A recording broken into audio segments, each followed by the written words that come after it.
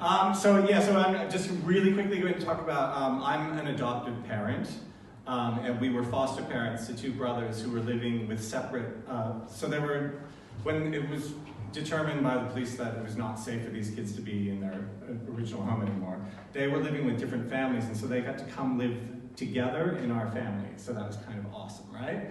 But my husband and I, neither of us are parents, like neither of us knew what the heck to do. And I can tell you that for, like when the kid, like they, in New South Wales, this was happening, and they separate the placement by 6 weeks so that you sort of, as a first-time carer, sort of get, you know, your mojo going. So Michael shows up and I was like, what is going on here? And then my husband proceeded to go on a 3-week trip to Italy. So there were some primal instincts there, you know, wanting to maybe murder him, but also just surviving and taking care of our kids. So anyway, so what I've learned from that is really to follow my instincts as a parent, and just really, and I was really good in my 20s, like I sort of really knew like how to follow my heart and how to follow my gut. And I lose that constantly, and I mean, you know, I lost it again during COVID, you know, it's just like this thing that kind of goes, but it comes back to me. And so, what happened after the adoption was that my husband was working a lot in Fiji, and so there had been this talk about maybe taking the kids out of school, because we had taken the kids out of school for a term at the beginning of the placement to go visit my parents and give them a USA like summer experience. They went to summer camp and, you know, learned archery and rocketry and all that sort of business. And so Peter was like, well, you know, I had hoped that we could take, you know, this semester off and get the kids to Fiji for the semester because I have a lot of work and it needs to be done, and, you know, but Michael's, you know, about to go into high school, and what are we going to do, blah, blah, blah. And at this point, the primal instinct, you know, just sort of locked in for me, because I don't like conflict. I don't like to tell people what I want. But I was like, okay, so are we going or not? And he's like, well, I don't think we're going to go. And I was like, all right, listen.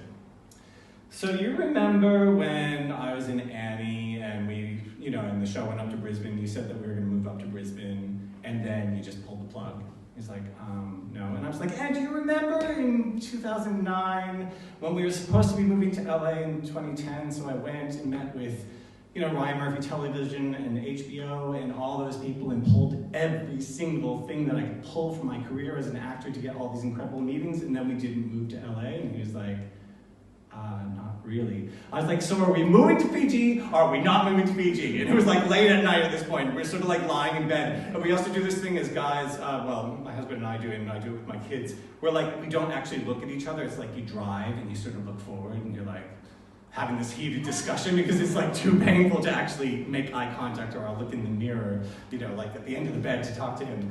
I'm like, are we going or not? And he's like, do you want to go to Fiji? And I was like, what the hell, yeah. I mean, there's nothing holding me here. I'm drowning. I'm working 4 part-time jobs. I'm working as, you know, an acting teacher, and I'm having a gig, and, you know, what are we going to do? He's like, fine, we'll move to Fiji. I was like, fine, we'll move to Fiji. And we sort of roll over it, you know. We did that thing. And so then the next day he went to work, and I got a text. This was in October of 2013, and I got a text saying, great, I talked to the partners. We think it's a really good idea for us, you know, to pay more attention to our South Pacific, you know, market. So we're going to move to Fiji in January. And I was like, text me back right now.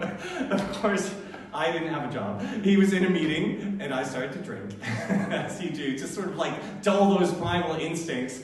And then, you know, eventually he called me back, and I was like, so what's going on? And this was like 16th of October. He was like, yeah, on January 10th, we're moving our family to Fiji. And I was like, okay, great.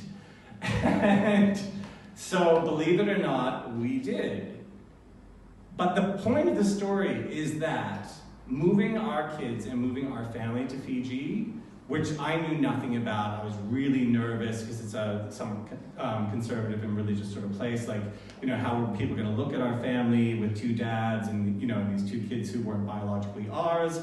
Of course, if you know anything about South Pacific culture, like the fact that we had kids living in our house that weren't biologically ours is like so normal. It was like, yeah, okay, cool. And sort of like the whole thing about like us being gay was sort of like trumped by the like, they were like, so where's the mother? And we said, well, the mother's back in Australia. And they go, so who's the dad? I am. Oh, okay. Well, who's him? Yeah, that's the other dad. They're like, so these kids don't live with the mother? No, they live with us because we are adopted parents. Isa, okay. Yes, adopted parents. So they were like, okay, we're not going to ask questions about this relationship, but we understand that you are looking after these children, just that primal instinct. And I can tell you that the 6 years that we spent in Fiji were amazing for our family, were amazing for our kids. It was the best thing that we could have done as a family and for those children. And so whatever that gut instinct that was like pick a fight with your husband, at 11 o'clock at night, was the right thing, and it turned out really well for our kids. And now, Peter and Michael, Peter's my husband, and Michael, my eldest, are still in Fiji because they're stuck there with COVID, but Graham and I are back here to finish his high school here. But that 6 years of experience in Fiji transformed all of us in a way that you can never imagine. So I followed my instinct.